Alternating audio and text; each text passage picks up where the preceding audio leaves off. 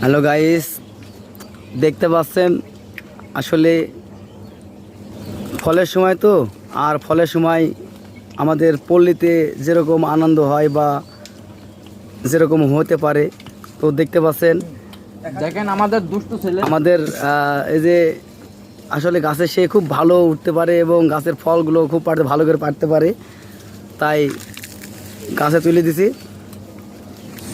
তো গাছে পেয়ারা অনেক স্বাদ, তো ওই জন্য গাছে তুলে দিলাম। তো দেখছেন কত সুন্দর করে পেয়ারা পাড়ছে।